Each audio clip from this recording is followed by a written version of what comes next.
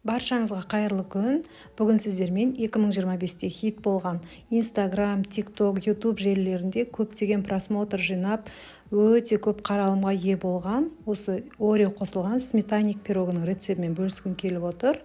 Пирог өте керемет болып шықты. Жасап көріңіздер. Видеоны соңына дейін қараңыздар. Бұл пирогтың басқа пирогтардан ерекшелігі Орео өзінің бір печеньесі, яғни Орео печеньесі өте бір ерекше дәм береді екен, және балаларға да қызықты болды. Бір жасағаннан барлығын таласып жеп қойды. Келесі жасалуына кірісеміз. Пирогымыз үшін алдымен ыдысымызға қантымызды саламыз, және де жұмыртқамызды саламыз. Бөлме температурасында немесе еріп тұрған сармайымызды салып, жақсылап араластырып аламыз. Сұйық заттарымызды толық жақсылап араластырып алғаннан кейін бөлек ала тұрамыз да, құрғақ заттарымызды араластыруға кірісеміз. Алдын ала еленген ұнымызға құрғақ какаомызды саламыз, және де қамыр қопсытқышты разрыхлительді салып, жақсылап араластырамыз.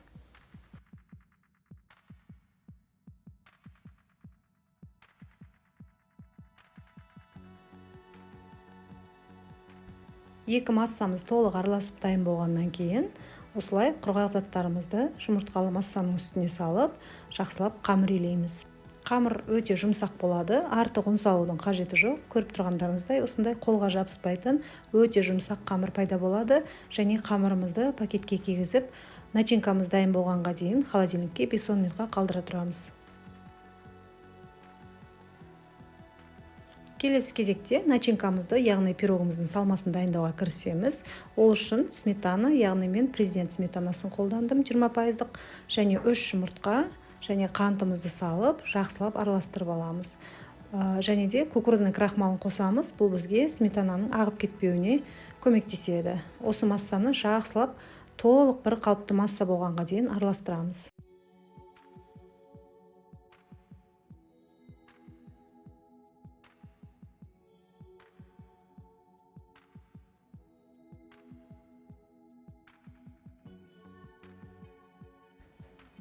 Біздің массамыз дайын болды. Енді осы массаның үстіне Орео печеньелерін осылай қолмен үгітіп саламыз.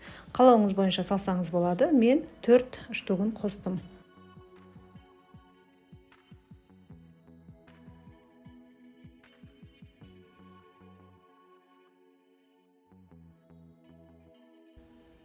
Осымен біздің начинкамыз дайын болды. Енді келесі кезекте біз демалып тұрған қамырымызды алып, осындай пирогты пісіретін табамызға орналастырамыз.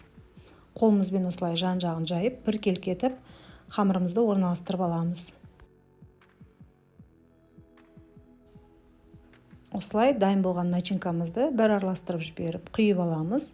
Көріп тұрғандарыңыздай барлығы біркелкі болып құйылды. Енді осы массаның үстіне Орео печеньелеріміздің осылай бүтін 4-5 данасын саламыз.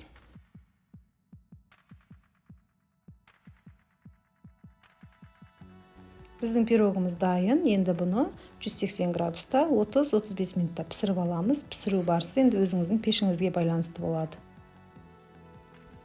Міне достар, біздің пирогымыз пісіп шықты. Көріп тұрғандарыңыздай өте ерекше пирог екен, және де дәмі де өте дәмді болды. Пирогты кеспес бұрын пештен алған соң 15-20 минутқа салқындатып алыңыз, сонда өте дәмді болып шығады. Көріп тұрғандарыңыздай пирогымыз жұмсақ әрі нәзік болып шықты. Пирог Орео қосылғаннан кейін өте ерекше болып шықты, және менің балаларыма да ұнады. Шаймен бәрі таласып жеп қойды. Жасап көріңіздер, заказға қоссаңыздар да болады. Және де менің каналымда бұдан да басқа рецепттер бар. Жазылып, тегін лайкты басып, комментарий қалдырып кетіңіздер. Сіздермен болған Гүлназ ас болсын.